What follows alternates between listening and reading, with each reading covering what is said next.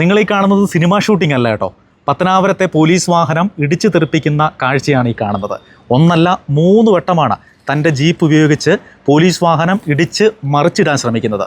ഈ സ്ഥലമെന്ന് പറഞ്ഞാൽ പത്തനാപുരം പിടവൂർ പുത്തങ്കാവ് ശ്രീ മഹാവിഷ്ണു ക്ഷേത്രത്തിലായിരുന്നു ഇങ്ങനൊരു സംഭവം നടന്നത്. അതായത് പിടവൂർ സ്വദേശിയായ സജീവൻ എന്ന് പറഞ്ഞ ആൾ, നാട്ടിൽ വിളിക്കുന്ന പേര് ദേവൻ എന്നാണ്. ഇദ്ദേഹം തൻ്റെ വളർത്തുനായയുമായി ഈ ക്ഷേത്രത്തിലെത്തി.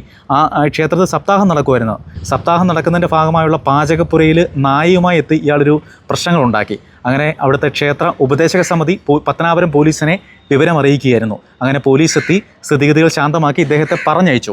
ഈ പോലീസിനെ വിളിച്ചതിലുള്ള വൈരാഗ്യത്തെ തുടർന്ന് ഇയാൾ വീണ്ടും എത്തുകയും ഈ ക്ഷേത്ര ഉപദേശക സമിതി പ്രസിഡന്റ് ശിവാനന്ദൻ്റെ, കിള്ളു ഉണ്ണി എന്നാണ് ഇദ്ദേഹത്തെ നാട്ടിൽ വിളിക്കുന്നത്, ഈ ശിവാനന്ദൻ്റെ 2 വാഹനം അടിച്ചു തകർത്തു. അതിൻ്റെ ചില്ലുകൾ അടിച്ചു തകർത്തു.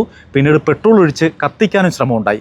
നാട്ടുകാർ വിവരം അറിയിച്ചതിനെ തുടർന്ന് പത്തനാപുരത്തെ പോലീസ് വാഹനം വീണ്ടും വരികയായിരുന്നു. അപ്പോഴാണ് ഇയാൾ തൻ്റെ ജീപ്പ് ഉപയോഗിച്ച് ഈ വാഹനം ഇടിച്ച് മറിച്ചിട്ട ശേഷം രക്ഷപ്പെടാൻ ശ്രമിക്കുന്ന തൻ്റെ ജീപ്പ് ഉപയോഗിച്ച് 3 വട്ടം ഇടിച്ച് തെറിപ്പിക്കുന്ന ദൃശ്യങ്ങളാണ് ഈ കാണുന്നത്. ഒന്ന് ആലോചിച്ച് നോക്കിയേ, ഈ നാട്ടിൽ എന്തൊക്കെയാണ് നടക്കുന്നത്, എന്തൊക്കെയാണ് സംഭവിക്കുന്നത്. എന്തായാലും ഈ കക്ഷിയെ പിടിക്കാൻ കഴിഞ്ഞില്ല. ഇയാൾ ആ ജീപ്പിൽ ഓടി രക്ഷപ്പെടുകയാണ് ഉണ്ടായത്.